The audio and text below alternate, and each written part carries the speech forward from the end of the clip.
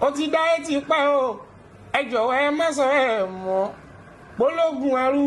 ó sì lẹ́gbẹ̀rún ìwọ̀fà o ìtàn ni wọ́n yẹ o ohun tó bá dà la ń béèrè ìtàn kọ́ la fẹ́ jẹ́ o ó ti dáyé ti pẹ́ o ẹ jọ̀wọ́ ẹ má sọ bẹ́ẹ̀ mọ́ gbólógùn ẹrú ó sì lẹ́gbẹ̀rún ìwọ̀fà ìtàn ni wọ́n yẹ o ohun tó bá dà la ń béèrè ìtàn kọ́ la fẹ́ jẹ́ o ó ti dáyé ti pẹ́ o. ẹ fún wa. orin Saheed Òṣùpá ni but mo fi kí Sọ̀nìtì Adéṣọ̀kan. àtótó àèrè àìsàn pẹ́skẹ́dì òmùlérè wọ́n ní bó ló darí Fuji yìí lọ o ibi tẹ́mi ń darí Fuji yìí lọ o ó kọjá ibi tí ẹ̀yìn rò ó rọ́ìsù ṣọ́ra ìkàfàtà mo rí lójú oorun bẹ̀mí níṣẹ́ mo rí Sọ̀nìtì Adéṣọ̀kan o ó ní kí n má fi pátánù lẹ̀ o ó ní kí n múra kó tún máa tẹ̀síwájú ó wá fún mi lágbádá orin pẹ̀lú bùbá ìlú ó ní kí n mú ṣòkòtò mele málùkìmbà alùkìmbà orin tó jẹ́ tí gbèsè ó lọ́mọrají mo fẹ́ kó jẹ́ ká mọ̀ pé o Sọ̀nìtì lórèlé o pé pátánù mi ò lọ Sọ̀nìtì lórèlé o pé Fuji mi ò lọ Sọ̀nìtì lórèlé o pé pátánù mi ò lọ ọba ọlọ́run tó lè ní o nítumọ̀ rò ọba ìgbà gbogbo ọjọ́ pẹ̀lú oṣù ṣèkẹ́ fún Sọ̀nẹ́ fi sálùjọ́ ọ̀nà rẹ̀ ṣèkẹ́ fún Sọ̀nẹ́ ó fi sáyọ̀ ní ìdẹ̀ra ṣèkẹ́ fún Sọ̀nẹ́ fi sálùjọ́ ọ̀nà rẹ̀ ló jẹ́ sọ pé ìmísí Sọ̀nìtì ó ti kú o musically ó tún mí ìmísí Sọ̀nìtì ó ti kú o musically ó tún mí. Welcome to another incredible edition of Unscripted with Jeff Owolewa. On the show today, it's going to be very, very special because this is Fuji Mania edition. I've got an incredible Fuji musician in the building. This guy, oh my God, one of the buzzing Fuji musicians in the game right now. Join me as I welcome Fresh Armani in the building. You are welcome to the show. Ẹ káàbọ̀, so ẹ kí àwọn ará ilé. Èmi gangan ni Fresh Amani mi SKD ọmọrájí tó ń kọ Fuji mo ti dé èmi lálóyìn lòun yóò káre ọmọ ọba Ṣakiru dínì ò mà dẹ̀ ṣe o èmi gangan ni Fresh Amani ni Fresh Amani mi. Ó tutù ẹ jẹ́ kí n mu bẹ́ẹ̀ wọlé inú mi dùn gan, inú mi dùn. Ẹ wá jẹ́ kí àwọn aráalé mọ orúkọ yín, full name yín, ibi tán bí yín sí, ibo lẹ ti bẹ̀rẹ̀. Orúkọ tèmi ni Ṣakiru Dín Rájí lórúkọ bàbá mi. Wọ́n bí mi sí ìlú Mushin. Born and brought up in Mushin. Wow. Mo bẹ̀rẹ̀ ìgbésí ayé mi ní Mushin. Primary school tí mo lọ Mushin ni. Mo lọ sí Shaga Close Primary School. Mo lọ sí Ìdí Àràbà Community Secondary School bẹ́ẹ̀ ni mo lọ so ọmọ Mushin gangan ni mí but origin mi Ọ̀yọ́ State ni ọmọ Òwèrè ilé ni mí Ọ̀yọ́ State ni mo ti wá but pé kọ́ bíyàn mi mọ̀ bí kọ́kọ́ Mushin ni mo mọ̀ ìlú wa gan mi ò but ẹ ṣáà mọ̀. Ó yá náà ẹ ṣáà ti rí ọmọ Mushin ó pọ̀ náà bẹ́ẹ̀ ṣe wọlé yẹn ẹ fún wa ní lámbà Sọ̀nìtì mò ń rí tóun ní nánsà Sọ̀nìtì ẹ fi gbé wa wọlé but báwo ló ṣe di pé ọmọ Mushin ni yín mo dẹ̀ mọ̀ pé Sọ̀nìtì Adéṣọ̀kan kọ́ lọ́n kó yóò fi orí jì Sọ̀nìtì Adéṣọ̀kan iwájú tó dojú kọ Ọlọ́run má jẹ́ kó bàjẹ́ èyí tán fílẹ̀ náà kò ní bàjẹ́ lágbára Ọlọ́run. Martins àwọn atajẹ́ ọmọ Mushin mọ̀ pé Martins Akodu Onífádé Olóṣà gbogbo axis yìí Sọ̀nìtì Adéṣọ̀kan nìyẹn nígbà tí wọ́n wà láyé. Ẹ̀yin náà ẹ tún wá share the same background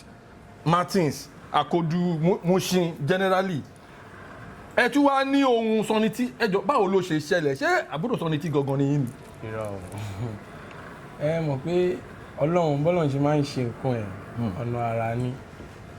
Sọ̀nìtì ó kàn relate mọ́ àwọn ẹ̀gbọ́n mi díẹ̀ ni as in bí ọ̀rẹ́. ok ọjọ́ máa ń rò. àdínní wọn bẹ́ẹ̀ ni ọjọ́ máa ń rò wọ́n ti sun yàrá wa dáadáa wow like real life. èmi kéré nígbà yẹn but stories mọ́mì mi lè sọ fún mi tí dáàdì mi lè sọ fún mi mi gbọ́dọ̀ sọ pé irọ́ ni nà tí mọ́mì mi sọ fún mi tí dáàdì mi sọ fún mi pé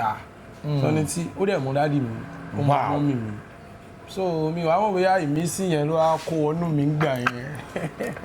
tó fi di pé yẹn mú ohun yẹn gangan ní o. Ọlọ́run tí máa wo àwọn fídíòsì yìí kan máa wọ́n náà pé báwo lèèyàn ṣe máa mú ohun èèyàn tó azin ó ti pọ̀ jù ó pọ̀ gan. now ṣé inspiration yẹn ẹ̀yin náà ẹ sọ́n sí pé Sunny tí àtàwọn ẹ̀gbọ́n yẹn wọ́n ti jọ rò papọ̀ as a matter of fact Sunny tí Adesokan gangan ti sun yàrá yín rí nígbà yẹn. now according to that inspiration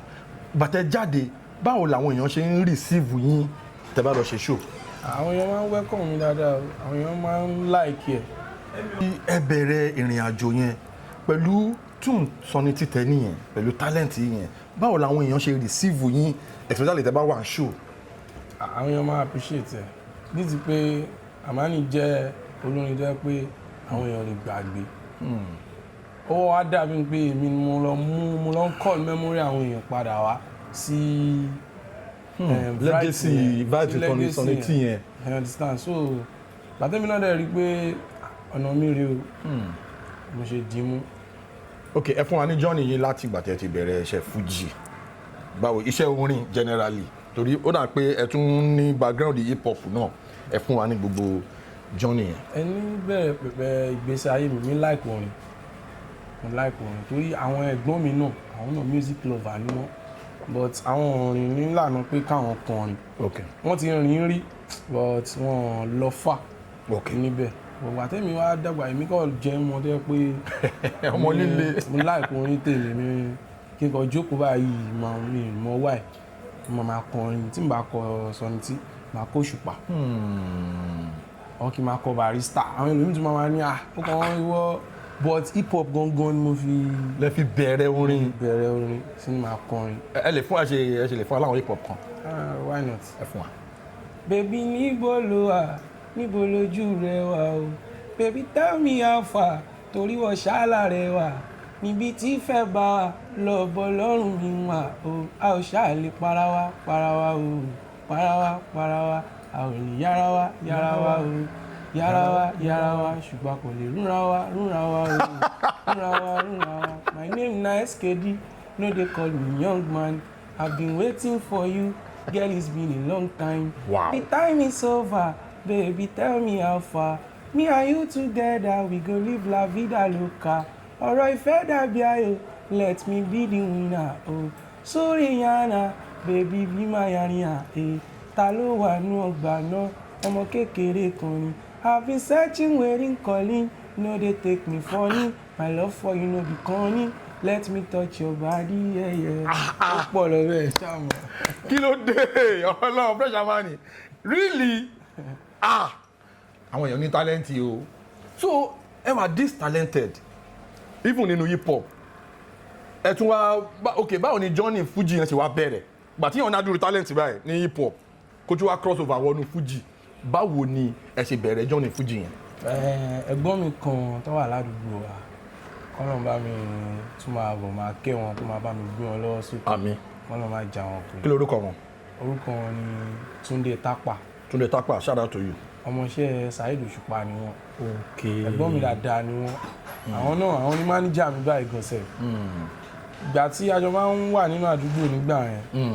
Ìgbà táwọn wá ti ń tẹ̀lé Saheed Osupa'S. Wọ́n dẹ̀ mọ̀ pé mi máa ń kọrin. Okay. Ó wá ní ọjọ́ kan lọ́kọ̀ fi bá mi ṣeré pé ṣútẹ̀ lè ṣeré gbè. Wọ́n lẹ́ pé hip hop ló máa ń kọ ọmọ pé mo mọ orin Saheed Osupa'S kọ dáadáa. Tí bá jókòó tí bá ń jẹ́ lẹ́nu. Ẹ jọ ẹ fún wa díẹ̀. Gbogbo ẹ̀ la máa gbà lẹ́nu sẹ́yìn a máa jẹ́ gan lẹ́nu ẹ̀yìn tí nǹkan tá a máa jẹ lẹ́nu nínú orin ó máa lọ fà.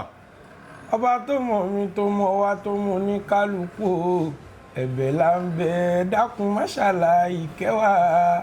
torí tó bá rọ̀jò ìkẹsà ẹrù rẹ o èèyàn tí ó sọ pé kó ṣe gbọ́dọ̀ kẹ ò sí o ìka gidi nìtọ́nà la tó paná ṣẹ́ o bùsì bá fẹjú àgbálẹ̀ dóko o tẹ́bí bá pẹ́bí tó ń para tó ń po ní kálukú o kò sẹ́ni tí ó sọ pé yá mi kọ́bọ̀ méjì kọ́yà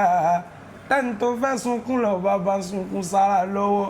táwa gan lè yan tí ó rẹ̀ lẹ́kùn méjì nígbè so ẹ ṣàfihàn. as in ọ̀tọ̀ ni kéèyàn mọ orin ọ̀tọ̀ ni kéèyàn máa kọ orin ọ̀tọ̀ ni kéèyàn wá ní ohùn ẹni vocals as in ohùn yín then ó wá jẹ́ kí n rántí àwọn kankan àti ọmọ Mushin tèmi náà jẹ́ àwa náà ní àwọn opportunity kan láti wà ní live show Sunny T Adesokan tí Sunny T bá wà lórí stage live o ọ̀tọ̀ ni album ẹ mọ̀ pé album wọ́n máa ti edit wọ́n máa ti fine tune wọ́n máa ti auto tune wọ́n máa ti ṣe gbogbo ọ̀hún kìíní yẹn but live tí Sunny T bá wà lórí stage báyìí ó láwọn time kan tí Sunny T bá ń kọrin tá a bá wà ń bẹ̀ àníjó ohun yẹn la máa gbọ́ ohun yẹn a máa kà sára ó máa ń. ìjẹ́ ìlàláyé mi olóòjé ni mi ò èmi kì í máa ṣàdé bóun o first ọmọ iná tó kọ́ Fuji tó rọ́wọ́ mú o mo lémi náà kọ́ lọ́hùn ọba màmá ni. In fact máa padà gbé yín sínú mọ́tò àmàmà ẹ̀kọ́ máa kọrin báyìí ìdákọ̀ máa dé máa drive báyìí ni ohun yìí ó dùn like ó dùn ọ̀tọ̀ ní Fuji ọ̀tọ̀ ní kí wọ́n ti wá ní ohun náà ẹ ti wá ok ẹ ń sọ journey Òṣùpá yẹn lọ bẹ́ẹ̀ ṣe dọ́dọ̀ King Dr.Saheed Òṣùpá ẹ máa fún wa lọ. so àwọn ọlọ́kàn pè mí jọ́kan pé aṣọ ti ẹ̀ lè ṣe elégbè lórí o máa ń kọrin kiri mo ní àmú lè ṣe elégbè náà ó ń ṣe pé ọkọ̀ máa lọ débẹ̀ ọkọ̀ máa lọ mo ní àmú lè ṣe náà and èmi dẹ̀ ti rí sign pé Ọlọ́run ti ń gbàdúrà mi because dream lára àwọn dream ti máa ń dream nìyẹn pé tí bá ti lè rí bí díẹ̀ yẹn àlàyé yìí ó ti ẹ̀ mímí náà bẹ́ẹ̀ ni ó ti ẹ̀ mímí náà pé olórin ọmọ yìí náà bóyá ó ti ẹ̀ lè help me ti máa ń dream nìyẹn so ẹ̀gbọ́n yẹn kọ́ sọ bèrè ọjọ́ yẹn lọ ọjọ́ kan mo máa ń torí mo máa ń ṣiṣẹ́ bàtà kọ́bla bẹ́ẹ̀ ni iṣẹ́ bí wa nìyẹn okay first born wa tó like Sunny T iṣẹ́ táwọn máa ń ṣe nìyẹn so àwọn lọ́kọ́ èmi àtẹ̀gbọ́n mi àwa méjì ẹ máa ṣe shoe ṣe sandal ṣe palm anything mo máa ń ṣe so níjọ́ yẹn bàtà ara mi lèmi lọ ṣe ọkọ pè mí ni pé ẹ lo elégbè ni mo sọ fún ẹ kí nǹkan ṣé ò ṣe mọ́ ni mo wá ń dá ọlọ́mọ ni màá ṣe mi ṣe ní ṣe mo ń bọ̀ mo wà níbi tí mo ti ń ṣiṣẹ́ lọ́wọ́ mo ń bọ̀ mo wá ń gbọ́tẹ́gbọ́n mi wá ń sọ lábẹ́lẹ̀ pé wèrè mo mọ̀ pé o máa ló fẹ́ ṣe iṣẹ́ wèrè ló máa ṣe kiri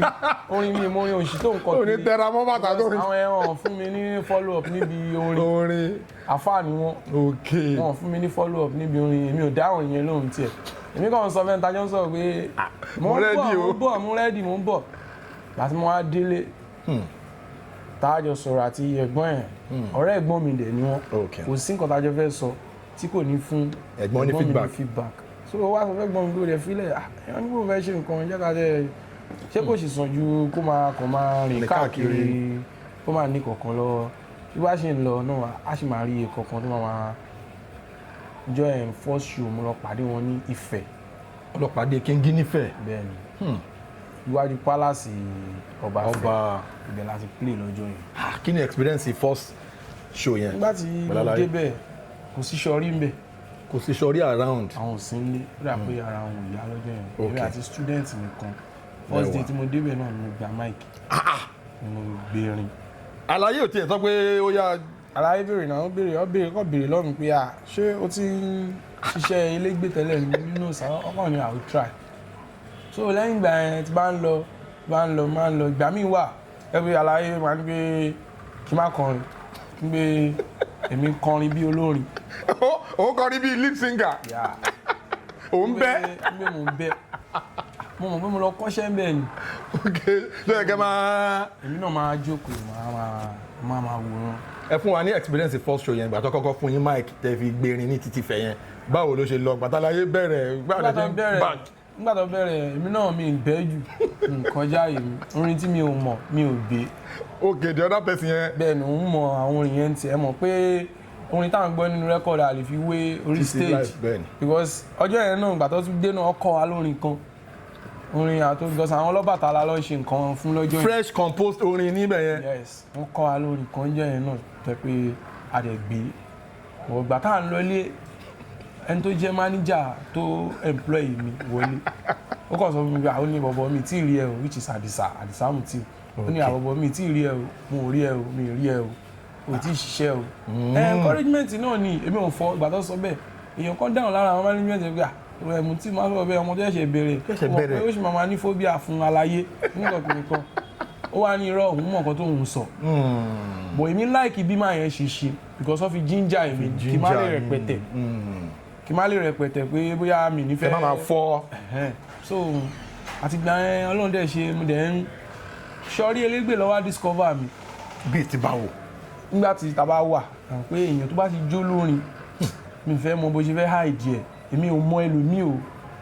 ó máa jáde ó máa hàn ta bá jókòó bóyá láàrin àwọn band boys à ń ṣeré èmi máa ń ṣe yẹ̀yẹ́ gan mo máa ń wáìnì o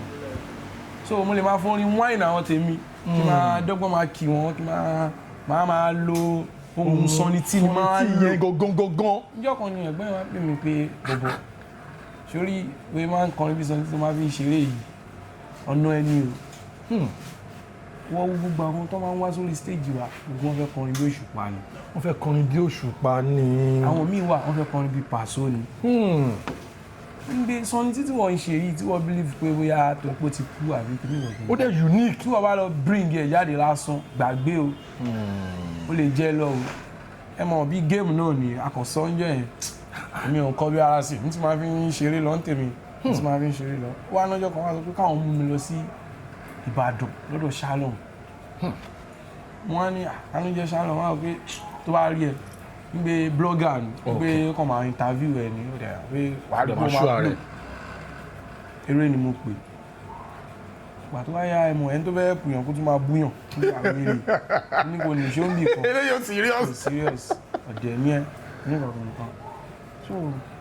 pé ìdọ́jọ́ ẹ̀ ni mo wá pàṣọ mi àá ní play nìbàdàn wọ́n á dé báyìí wá dé bẹ́ẹ̀ wá play tán ṣù wọn rẹ̀ gbọ́ ajọ́ ń lọ léèlé o àwọn adọ́rẹ̀ Shalom yẹn ní ọ̀la wọ́n á àwìrì ó ti rẹ́dì ó yá ajá wa lọ àyè lọ nìyẹn ọjọ́ alákọ̀ọ́kọ́ ọjọ́ yẹn báyìí kó ṣù yẹn a lọ sí ṣù Messiah. Okay. Alani Messiah.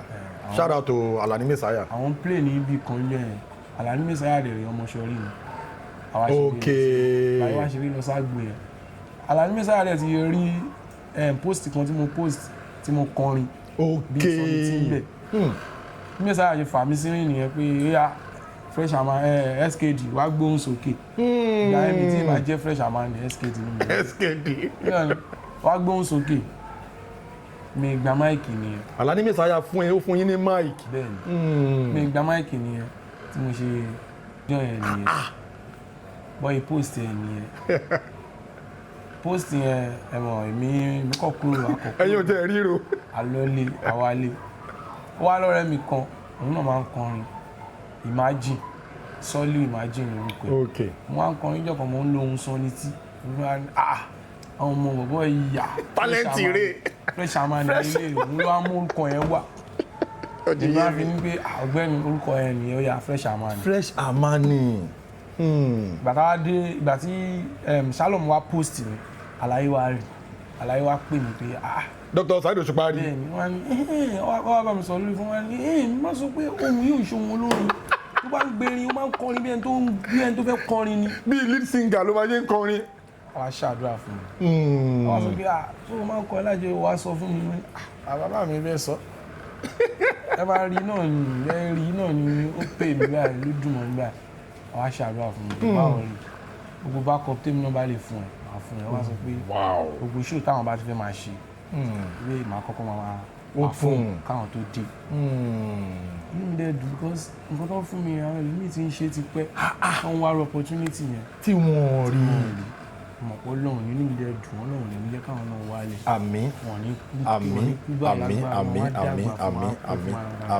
àmín. so tí ó yẹ di pé èmi náà ń di oní Fuji nìyẹn aláyé ló wá ní pé ọ̀gbẹ́ni oúnjẹ skedi oúnjẹ ìbílẹ̀ oúnjẹ Ṣakí owó ló fẹ́ máa jẹ́ ń bẹ̀ àwa ní kí lorúkọ mi mo wá ní Ṣakirudeen Àjàlá ọmọlájí àwa ní pé kí kúkú máa jẹ́ Ṣakiru Àjàlá yẹn wọ́n á ní pé Fresh Amani gan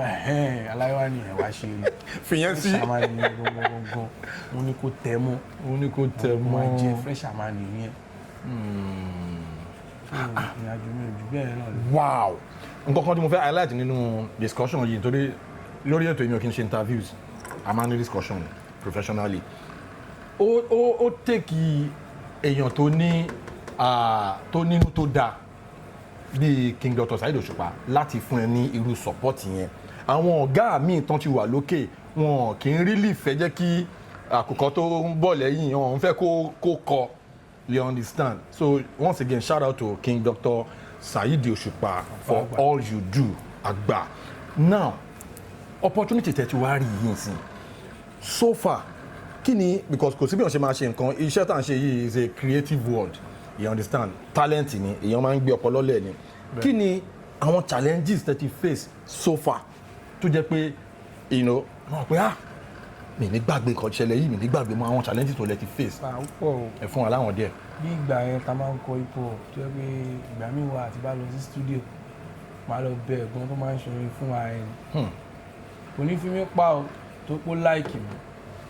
ìgbà míì wà gan tí kò ní gbowó lọ́mù tó yẹ kí tó wá kọ̀ gbọ́ orin míì tí mo kọ́ máa ní orin dẹ̀ wá òkè ọ̀yà wá record wọ́n máa record fún mi lọ́fẹ̀ẹ́ gbogbo àwọn kan bẹ́ẹ̀ mi ò lè gbàgbé because ẹ̀gbọ́n yẹn èèyàn gidi ni wọ́n sì mí èèyàn gidi ni wọ́n ẹni tó tún lọ ra kámẹ́rà nítorí ti tèmi tó shoot video fún mi àwọn ọ̀rẹ́ mi míì tó kún tàjọ máa ń kọrin wọ́n jealous wọ́n mọ̀ pé èmi ò dẹ̀ mi ò ṣoògùn mi ò ṣe kọ́kọ́ àti ìbẹ̀rẹ̀ náà lèmi ti ń ríra mi pé olórin ni mí mo dìídì sọ mọ́ mi pé kó fi mí lẹ̀ pé kó máa ṣàdúrà fún mi. orin yẹn ni mo máa tẹ́ra bọ́sẹ̀. olórin ni mí because àfáàn dáàdì wa àwọn ọ̀fẹ́ lànà yẹn bọ̀ èmi sọ fún wọn pé gbogbo àwọn lè rí bákan náà nà ṣé èèyàn kan ló lè judge anybody ni ọlọ́run ló dá mi bẹ́ẹ̀ fi mí lẹ̀ ẹ máa fàdúrà tì mí lẹ́yìn kémi náà dá bí àwọn ará wájú kí n jù wọ́n lọ kí n débi tó dé kí n tún kọ́lọ́run ṣàánú mi kọ́lọ́run má lè jẹ́ káwọn náà wálé àwọn ará wájú so ẹ fi mí lẹ̀ so ìrìn àjò mi náà jù bẹ́ẹ̀ náà lọ náà. ibi tá a bá dé báyìí máa fẹ́ kẹ́ ẹ ṣe kankan fún wa torí èmi like Fuji gan ẹ ṣe ń wò mí mo máa love Fuji orin Fuji oh my god ṣé gbogbo kí lẹ lè sọ fún wa lórí legacy Sunny T tẹ́ mọ̀ bóyá from the first album àwọn kan olófin yín ní inspiration from the first album actor Jordan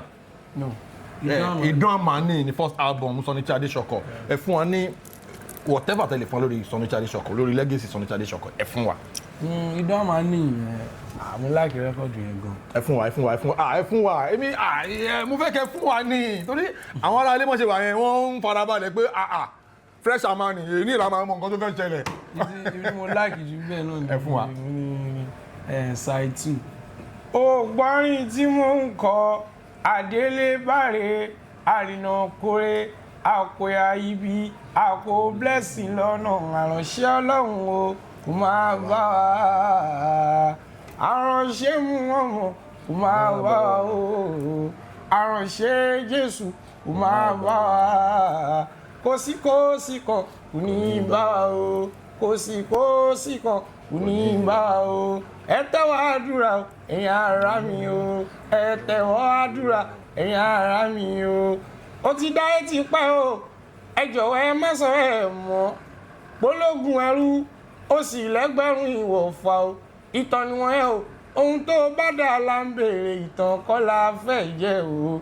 ó ti dáyé ti pẹ́ o ẹ jọ̀wọ́ ẹ má sọ bẹ́ẹ̀ mọ́ pológun ẹrú ó sì lẹ́gbẹ̀rún ìwọ̀fà ìtàn ni wọ́n yẹ o ohun tó bá dà la ń béèrè ìtàn kọ́ la fẹ́ jẹ́ o ó ti dáyé ti pẹ́ o ẹ jọ̀wọ́ ẹ má sọ ẹ mọ́ pológun ẹrú ó sì lẹ́gbẹ̀rún ìwọ̀fà o ìtàn ni wọ́n yẹ o ohun tó bá dà la ń béèrè ìtàn kọ́ la fẹ́ yẹ o ó ti dá ti pẹ́ o ẹ jọ̀wọ́ ẹ má sọ bẹ́ẹ̀ mọ́ ológun ẹrú ó sì lẹ́gbẹ̀rún ìwọ̀fà ìtàn ni wọ́n yẹ o ohun tó bá dà la ń béèrè ìtàn kọ́ la fẹ́ yẹ o alẹ́ mi gan ni fresh Amani kẹ́ẹ̀kọ́ ọmọlájí o ọmọlájí Ṣàkírù dì ní Àjàlá tiwa tó tẹ́wọ̀n. kọ́lọ́ forí di Sunny T lẹ́ẹ̀kan sí legacy Sunny T ò ní bàjẹ́ mo wá love bẹ́ẹ̀ ṣe ń uphold ẹ̀ yìí then mo wá love bẹ́ẹ̀ ṣe ń uphold the legacy Sunny T yẹn. mo fi orin Òṣùpá kan mo mo fi kí wọn ẹ fún wa. orin Saheed Òṣùpá ni but mo fi kí Sunny tí Adéṣọ̀kan kọ́lọ́n bá mi fún kẹ́wọn àmín kọ́lọ́n jẹ́ kí àmín wọ́n dàgbà àmín kọ́lọ́n jẹ́ kó pẹ́ kọ́lọ́n jẹ́ kó sùn re kọ́lọ́n bó yẹpẹ̀ burúkú kúrò lójú wọn ẹ fún wa. òun ni mo fi kọrin mo fi ní pé àtótó àèrè àìsàn pẹ́skẹ́dì òmùlérè wọ́n ní bó ló darí Fuji yìí lọ o ibi tẹ́mi ń darí Fuji yìí lọ o ó kọjá ibi tí ẹ̀yin rò ó rọ́ìsù ṣọ́ra ìkàfàtàn mo rí lójú oorun bẹ̀mí níṣẹ́ mo rí Sunny tí dè ṣọ́kọ̀ ó ní kí n má fi pátánù lẹ̀ ó ní kí n múra kó tún máa tẹ̀síwájú ó wá fún mi lágbádá orin pẹ̀lú bùbá ìlú ó ní kí n mú ṣòkòtò mele málùkìmbà alùkìmbà orin tó jẹ́ tí gbèsè ọlọ́mọrájí mo fẹ́ kó jẹ́ ká mọ̀ pé ó Sunny tí lórèlé ó pé pátá mi ò lọ Sunny tí lórèlé ó pé Fuji mi ò lọ Sunny tí lórèlé ó pé pátá mi ò lọ ọba ọlọ́run tó lè ní onítùmọ̀ rò ọba ìgbà gbogbo ọjọ́ pẹ̀lú oṣù ṣèkẹ́ fún Sunny fi sálùjọ́ ọ̀nà rẹ̀ ṣèkẹ́ fún Sunny fi sáyọ̀ ní ìdẹ̀ra ṣèkẹ́ fún Sunny fi sálùjọ́ ọ̀nà rẹ̀ ló jẹ́ sọ pé ìmísí Sunny tí ó ti kú o musically ò tún mi ìmísí Sunny tí ó ti kú o musically ò tún mi Sunny ṣì wà lẹ́sìstẹ́ǹsì tó bá ti nígbàgbọ́ àgbẹ̀wọ̀ lójijì tó bá gbà fún Sunny o a ní pé ìmísí Sunny tí ó ti kú musically ò tún mi ìmísí Sunny tí ó ti kú o musically ò tún mi ọlọ́run bá fọ̀run kẹ́hìn. àmín fresh Amani amen ooo tán bá gun ẹṣin nínú mi báyìí kò lè kọsẹ̀ torí ẹ̀ ń fún mi ní vibe Sunny tí Adéṣọ̀kan yẹn gan ó ní àwọn level kan tẹ̀ ń gbé lọ torí àwa kan àdá pitch yẹn tẹ́ bá ti gbé dé pitch yẹn àmọ́ ẹ̀ ń hit àwọn note yẹn ó ń bà mí orí mi wá ń wú wọ́n á ní kí ló ń ṣẹlẹ̀ báyìí ẹjọ́ ẹ tún bá wa wọ inú rẹ́kọ̀dù ìdún Amani la lọ ẹ bá wa lọ sí because bàtí actor Jordan jáde actor Jordan because ọ̀tọ̀ ní kí onífújì wà onífújì mi máa da ní live records ẹ mọ̀ àṣọ onífújì ẹ mọ̀ nǹkan tí mo ń try láti pass onífújì mi máa da gan ní live records bẹ́ẹ̀ tó bá ti di album wọn kì í deliver Sunny tí Adéṣọ̀kan jẹ́ Fuji artist ìkan gbòógì lára Fuji musicians tó jẹ́ pé ábọ̀mù Sunny tí wọ́n máa wà clinically olóyìnbó kan wọ́n máa ń so make sense gan. wọ́n máa make sense àgbékalẹ̀ yẹn one after the other then Sunny tí arrangement wọ́n máa ń wà ó máa ń solid tẹ́ bá wá wo ìgbà tí actor Jordan jáde oh my god àfi bẹ́ẹ̀ pé ábọ̀mù Fuji mi ò jáde mọ́ gbà yẹn ẹ mọ̀ nǹkan tí mo ń tọ́ láti sọ ẹ̀yin aráalé ẹ̀yin tẹ́ bá ẹ máa witness nǹkan tí mo rí yẹn ó unique ẹ fún wa ẹ wọnú ẹ.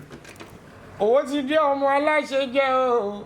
orin ti dé o ọmọ alákọlá o actor ti dóde ẹ wájú ìtumọ̀ actor tí mo wí yẹn o mo mọrin mo mọlù mo mọrin o orin ò kí bá mi lábò lákọlákọ ló ń bá mi Sunny tí Adéṣọ̀kan mi ò bàbá Clinton o actor ti dóde ẹ wájú bóyá ṣá lò ó bóyá ṣá nílé bóyá ṣá ní S-class dandan ṣá ní kú mo sọ bó ṣe rántí o bó ṣe rántí ilé bó ṣe rántí S-class kò rántí kú mo sọ Sunny tí Adéṣọ̀kan ti dé o Sunny tí MCM ti dé o olóbúlọ́mà ló lóhùn ọba ló fi ràn wá Sunny tí ti dé pẹ̀lú eré Fuji àwa tún ti dé pẹ̀lú eré aládùn omi tó wọlé ṣẹlẹ̀rú Amani òjò dídì adẹ̀túndomi bó ṣe wọn bọ́ lọ́hùn àlùṣọlá ọba tó rọ̀jò tó tún ní kórùn ó rọ̀ ẹgbọ́n náà kò sí ń tọ́bọ̀ lọ́hùn ò lè ṣe bókọ́lé fún Ṣákìrù ta ló máa rù ẹlẹ́jọ́ àlejò wọlé àtújú karahun àlejò pẹ̀yìndà àtúpòhùndà bàbá rọmọ níṣẹ́ a ó retí èsì lẹ́yìn òtútù ká máa retí ooru bí a bá fúrúgbìn àórè tí kò rè ohunkóhun tí mo béèrè fún ọlọ́run wá dá mi lóhùn lásìkò yìí wọlá ẹ̀kọ́ ọlá àdúrà mi láàrin iwájú ni mí actor Jordan kẹfẹ́ mi sówó kẹfẹ́ mi sọ́mọ kẹfẹ́ mi sálàfíà kẹfẹ́ mi sókìkí mi èmi tí ṣoge kí wọ́n tó ṣoge àjàlá èmi tí ń lògbà kí wọ́n tó lògbà o èmi tí ń lẹ́ṣọ́ kí wọ́n tó lẹ́rù èmi tí ń lò tẹ̀lẹ̀ kí wọ́n tó lò bàtà o èmi tí ń lò kájọ́ kí wọ́n tó lágo èmi náà kọ́ lóhùn ọba màmá ni o àsìkò ìgbà tí mi ò ná kìkì náà rí bí ṣe yẹ̀yẹ́ mi owó náà rí bí ṣe yẹ̀yẹ́ mi n tó máa fa sábàbí tó máa fi ṣe yẹ̀yẹ́ mi tó máa fi ṣe yẹ̀yẹ́ mi yẹ̀yẹ́ mi ò ní tú sí yín lọ́wọ́ ọlọ́run ti bá mi lé èṣù lọ àbálòkè ti bá mi lé èṣù lọ tí ò fi mí lọ́kàn balẹ̀ nílé ayé mi tí ò fi mí lọ́kàn balẹ̀ nílé iṣẹ́ mi mo dúpẹ́ o bàbá ti bá mi lé èṣù lọ àlòkù àgùdà Mr. Actor Jordan tuntun ní lọ́dọ̀ Gẹ̀ẹ́sì o owó tuntun ní lọ́dọ̀ Gẹ̀ẹ́sì o tuntun ní lọ́dọ̀ Gẹ̀ẹ́sì o ṣùgbọ́n ojú ló ń ká ní tí ò lówó ojú ló ń ká ní tí ò bímọ ọ̀rẹ́ tó bá ti nígbàgbọ́ o pàdé tó bá ti nírètí tó sọ retí nù o gbogbo ohun tí ò tó ó ń bọ̀ wá ṣẹ́kùn àjàlá wọ́n bí mi sẹ́kọ̀ọ́ mo ṣe oríire lẹ́kọ̀ọ́ mo fẹ́ àwọ̀ mi sẹ́kọ̀ọ́ mo tún bímọ sẹ́kọ̀ọ́ mo bí Bátúndé mi Clinton Èkó ní kó mi lọ ṣé pélé mi náà mo dẹ̀ ti ní gbèté o ọmọ elékìsà tó tún wá padà dònígbà aṣọ ṣé pélé mi náà mo dẹ̀ ti ní gbèté o irú lẹ́fù wo mo wà nísẹ̀yìn ẹyẹ lẹ́gbẹ̀ẹ́ lẹ́yìn mi ẹ̀bẹ̀ kí n gbọ́ into the high level ẹ má yà kó. Fresh Amani ẹ wá báwo ni àwọn female fans àwọn obìnrin báwo ló máa ṣe ń receive yín tẹ bá lọ sí shows. àwọn akó mi jẹ náà lè náà lè máa kó. as in ráwọn kan tó fẹ́ gbé yín sá lọ àwọn obìnrin kan torí bàbá ọlọ́run bless yín ògo tọ́lọ́run fún yín kò ní wọ mi òkè lẹ́ máa lọ lágbára ọlọ́run ibi tí Sunny ti gbé legacy yẹn dé ọlọ́run á bá yín ṣe ẹ máa tún gbé jù bẹ́ẹ̀ lọ torí nǹkan ẹ ṣe kankan lẹ́ẹ̀kan yẹn tó tún wà creative tí mo tí ì rí ẹ ń lo lyrics King Dr.Saheed Osupa ẹ wá ń fi ohun Sunny tí ẹ wá fi ń jù can you do something else again the same pattern yẹn tún fún wa lyrics Osupa ẹ fi ohun Sunny tí yẹn tún gbé bàbá kò ní tán bẹ́ẹ̀ kò ní bàjẹ́ ẹ fún wa. jẹ́ mi bọ̀ ẹ jẹ́ kí n rántí ó dùn ní èní o kò má ní kòrò bódọ̀là láìbí ó dùn ní èní o èèmà ní kòrò bódọ̀là láìbí o torí tó bá débi ọ̀rọ̀ mi náà sọ lọ́wọ́lọ́wọ́ ọ̀rọ̀ mi náà sọ ọ̀rẹ́ mi bó tún dé ọ̀hún o ọ̀rọ̀ mi náà sọ lọ́wọ́lọ́wọ́ ọ̀rọ̀ mi náà sọ wọ́n á ní Fresh Amani yẹn o ọ̀rọ̀ mi náà sọ lọ́wọ́lọ́wọ́ ọ̀rọ̀ mi náà sọ wọ́n á ló ń kọ́ Amani gidi gan ni ọ̀rọ̀ mi náà sọ lọ́wọ́lọ́wọ́ ọ̀rọ̀ mi náà sọ àwọn tèmi ò lè ṣe kọ́ máa wá ságbo wa àwọn tèmi ò lè ṣe kọ́ máa wá ságbo wa àwọn tèmi ò lè ṣe kọ́ máa wá ságbo wa àwọn tèmi ò lè ṣe kọ́ máa wá ságbo wa wọ́n lẹ́gbọ́n Fresh Amani skd máa ń dùn ó tùǹgbà ìbílẹ̀ ọmọlájí máa ń wọ̀ o àwọn tèmi ò lè ṣe kọ́ máa wá ságbo wa àwọn tèmi ò lè ṣe kọ́ máa wá ságbo wa wọ́n ní jẹ́ ká lọ ságbo ṣàkó tí Ṣakiru bá ń ṣe sí ìyá tó nílùú bá ń lu àlùjọ tẹlẹgbẹ bá ń fohùn tó dùn gbé o àwọn fans mi àmàyò wọn á máa mú jojo tí Ṣakiru bá ń ṣe sí ìyá tó nílùú bá ń lu àlùjọ tẹlẹgbẹ bá ń fohùn tó dùn gbé o àwọn fans mi àmàyò wọn á máa mú jojo wọn ní jẹ́ ká lọ ní nice time lágbo wa nice time lágbo wa agbo ìbílẹ̀ lágbo wa èdè ìbílẹ̀ lédè wa agbo ìbílẹ̀ ó tago tùgbà ẹ̀ ó yí gan so vibe àlàyé ni mo. wow vibe ti King Dr. Saheed Osupa pẹ̀lú ohun Sunny Adesoko. Now album ṣe ti ṣe album kankan kí ni plans yín. inú ọdún inú àfẹ́ ṣe album inshallah lágbára Ọlọ́run adé jẹ́ kó bọ́ sí lágbára Ọlọ́run. màá ẹ jẹ́ kí n sọ kankan torí èmi love orin gẹ́gẹ́ mo dẹ̀ love Fuji. Then if you are coming from that trend of Sunny Adesoko, that legacy, you have to put a lot of things into consideration. Be your musical composition, you know, the originality. Then in as much as you are giving us that your own brand of Fuji music, you understand. But as an ambassador of that Sunny legacy, Ejo, máa fún tribute nínú album yẹn o. Bóyá ó wà no plans bóyá kò sí no plan ẹ tètè fi sí báyìí o torí tó bá ti jáde tábọ̀ mi bá ti drop báyìí gbogbo ó máa wà ní gbogbo streaming platforms àbí àmàmà dúró àmàmà so another thing tí mo tún wá fẹ́ béèrè ṣe ti rí Fuji music competition pọ̀ gan then adúpẹ́ pé lágbolé Fuji music unity ti wà kò sí issue kò sí wàhálà kò sí anything so tẹ́ bá wá wo trajectory Sunny Adesoko yẹn again fún àwọn tó mọ Fuji fún àwọn tó mọ orin ẹ máa rí pé nínú tune Sunny Adesoko yẹn ẹ máa fíìlì tune King Wasiu Ayinde nínú ẹ ṣé mo wà on point fún àwọn tó mọ orin àwọn tó mọ Fuji ọmọ àgbẹ̀ Jeff mọ nǹkan tó ń sọ now ẹ máa fíìlì bẹ́ẹ̀ ṣe ń kọ́ yẹn gan now tẹ́ bá wá wo agboolé Fuji nsìn King Wasiu Ayinde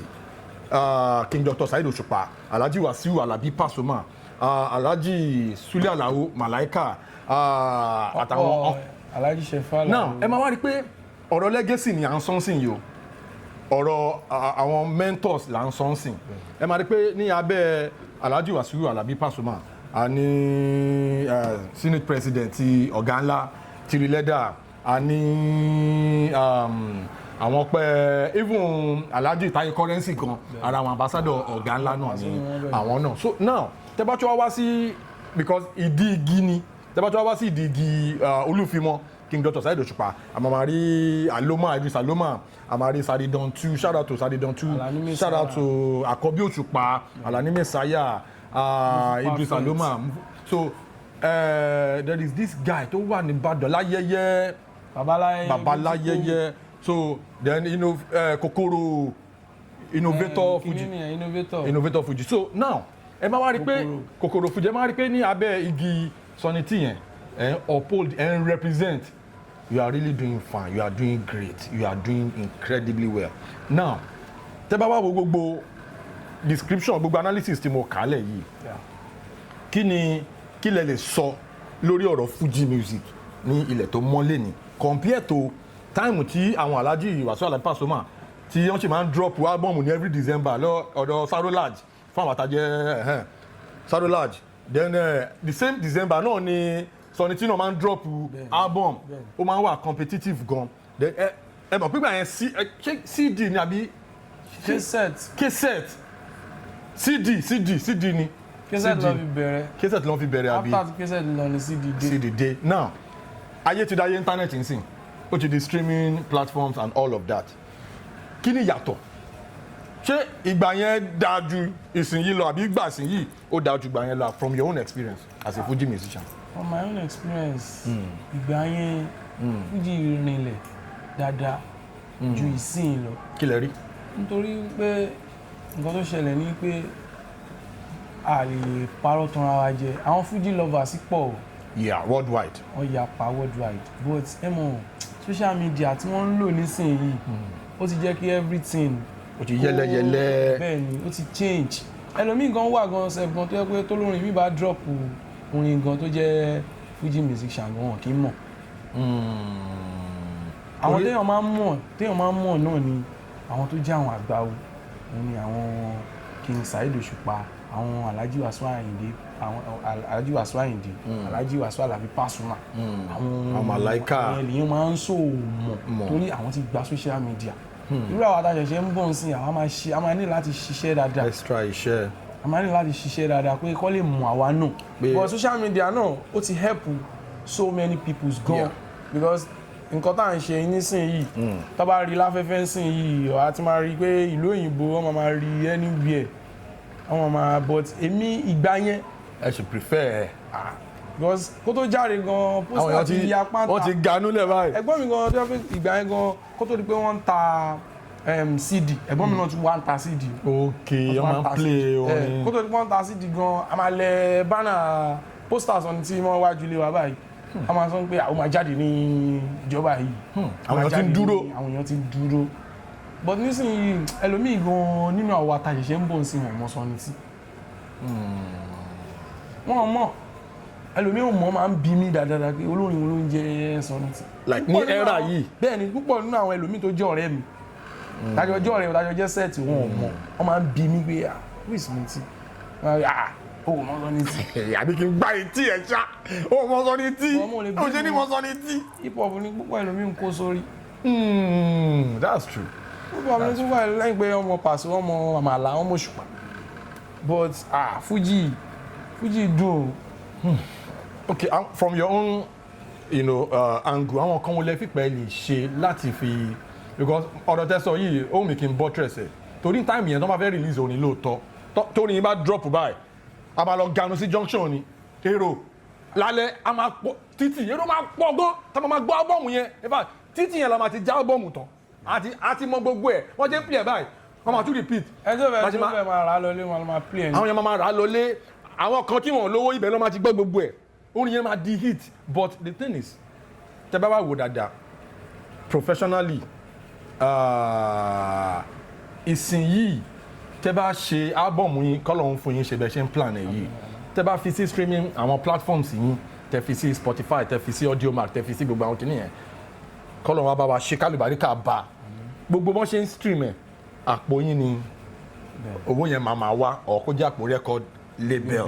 ṣé ẹ wà ní record label báyìí àbí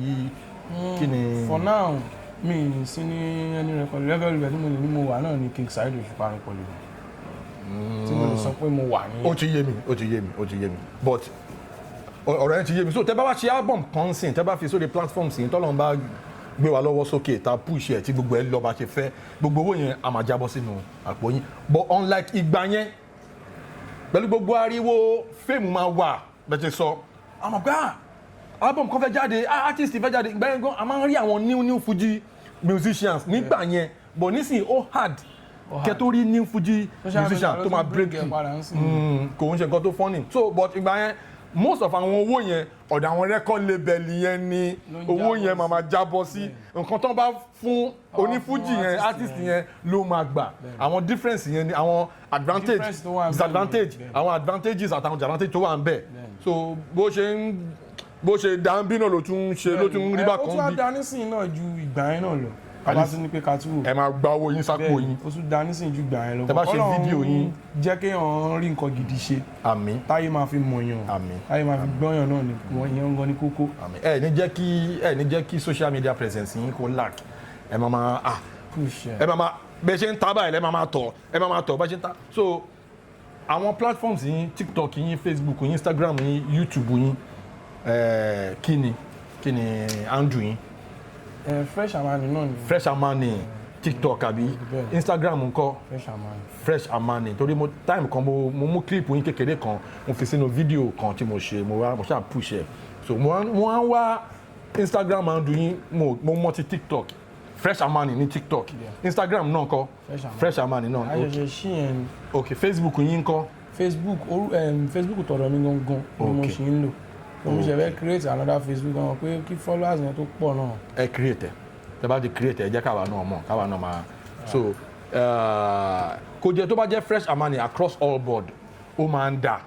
across board ó máa ń dà so tó bá ti tẹ̀ báyìí àmọ́ ó máa jáde YouTube yín kọ́. mi ò tí ì ṣe YouTube. ẹ ṣiṣẹ́ lórí YouTube yìí náà kó jẹ́ Fresh Amani náà so ká bẹ̀rẹ̀ sí ni máa push just at the avenues tẹ́yìn náà máa ti máa rí títí yín then social media presence bí mo ṣe sọ lẹ́ẹ̀kan ní máa jẹ́ ẹ̀ ń try mo máa ń rí àwọn videos yín TikTok mo ń rí but you need to do more ẹ túbọ̀ máa fire torí jà fúnra yín nìkan ẹ tún jà fún ẹ represent legacy one of our Fuji legends tó ṣaláìsí so inú mi dùn gan láti bá yín sọ̀rọ̀ ní orí ètò mo dẹ̀ mọ̀ pé tábà tún máa padà wá tún bá ń sọ̀rọ̀ for the second time ọ̀kẹ́ máa fún wa ní audience then one of these days àwọn shows wo lẹ ní tó jẹ́ major bóyá a lè wá káwa náà wá. Show ẹyọkan tí a ní for now which is next month ni. Okay. Next month February 14. Valentine show. Yeah, Adesokan'S Street. Okay. Àlàyé náà máa play níjọ́ yẹn náà. Oh, níbẹ̀. Bẹ́ẹ̀ni. Oh, Adegbita wa ní Mushin bí. Oh, wow. Èmi náà máa ṣeré wá. Ẹ máa wá mọ orí ìyàn tèmi náà jẹ́ ní Mushin wa yìí. Ẹ̀yin tí wà nílé ẹ̀ṣọ́ àti bí ó ṣe ń lọ ẹ kí àwọn. Ibi tá a dẹ̀ bá dé báyìí a máa need láti round up ètò. Àlejò wa Fresh Amani ẹ kí àwọn aráalé pẹ̀lú ohun orin. Àmì kí gbogbo ẹ̀yin olólùfẹ́ mi Fresh Amani tí yóò ní bàjẹ́ o. Lẹ́yìn fẹ́ràn mi Ọlọ́run máa fẹ́ràn ẹ̀yin náà.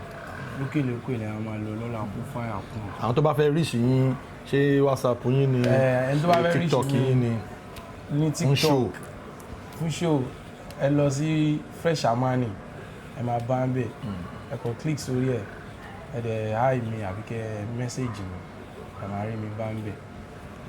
ẹ ṣe gan ẹ̀yin tèmi. Kò bá jẹ́ WhatsApp yín bí WhatsApp bá manager WhatsApp yín. WhatsApp tó bá jẹ́ WhatsApp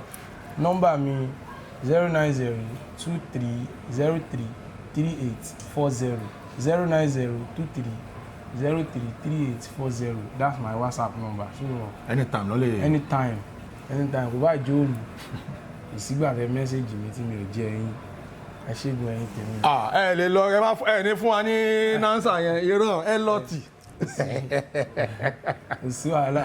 Ọlọ́run ló lò ó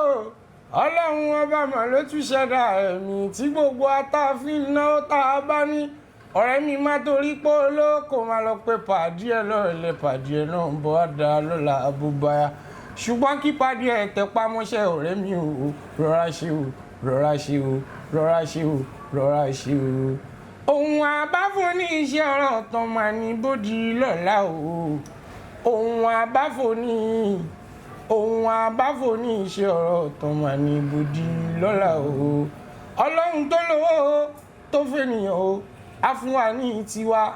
Àmín. Má torí pé olówó kó má lọ pé pàdé ẹ̀ lọ́ọ̀lẹ́ ọ̀rẹ́ mi ṣó ti gbọ́ nínú rẹ́kọ̀d tó ń bọ̀ inú ẹ̀ ni mo ti sọ pé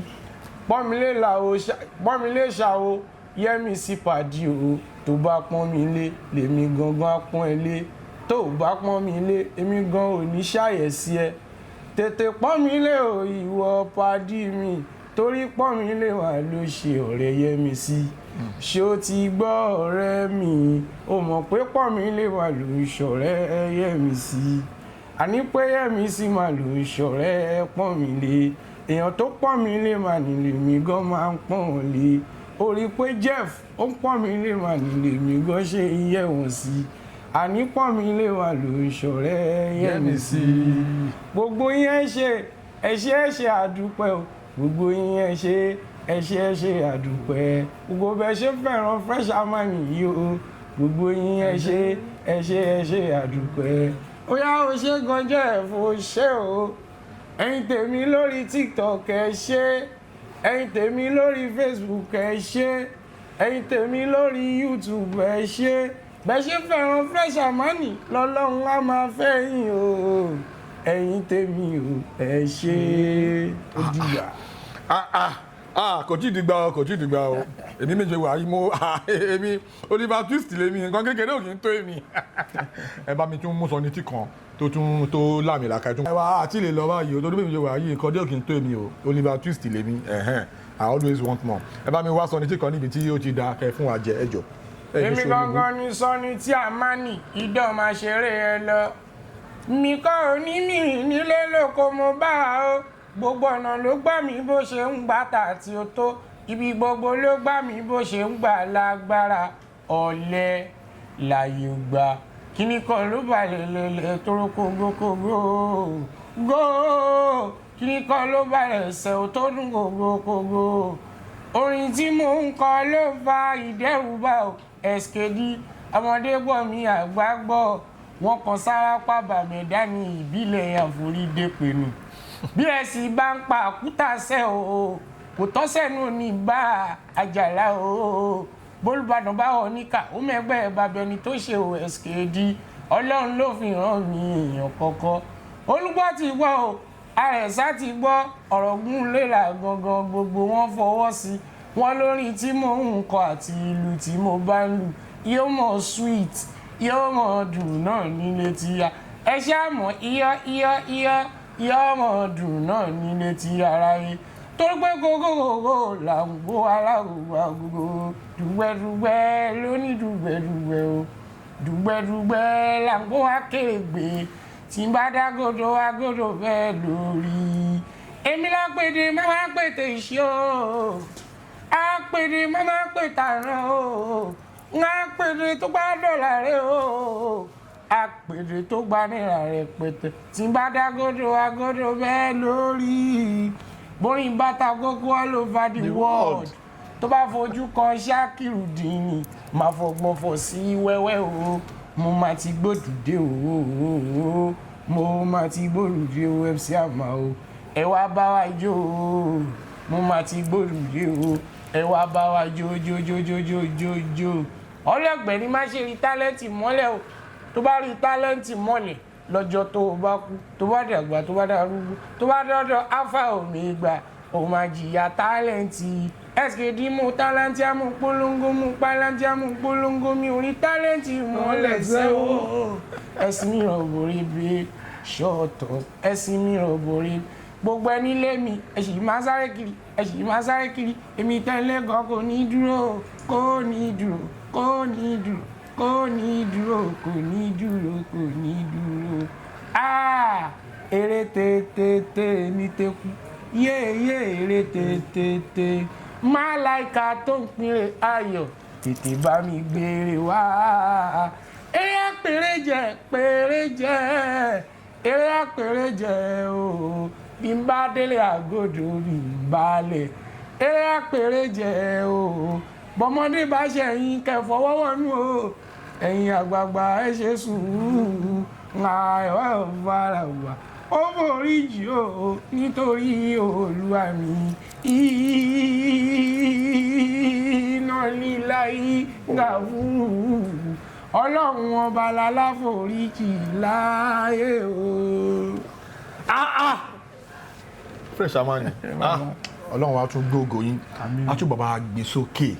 gbogbo bí tẹ lérò rẹ̀ sí nídìí iṣẹ́ orin yìí àti bí tẹ lérò rẹ̀ sí ẹ máa rí orin gbà ń bẹ̀ lágbára Ọlọ́run ògo yín tó ti ń tàn sẹ́ kò ní wọ́ kùnkùn bí wọ́n máa tàn sí ni òkè báyìí làwọn máa rí yín bẹ́ẹ̀ ṣe ń fly lọ sí Yankee lẹ́ẹ̀ máa fly lọ sí UK lẹ́ẹ̀ máa lọ sí European tour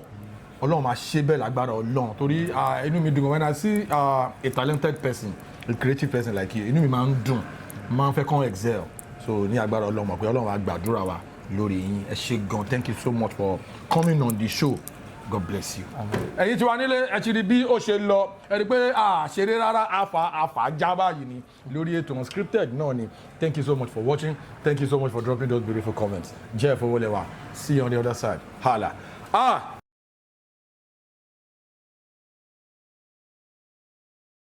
Please subscribe to my YouTube channel and press the notification button.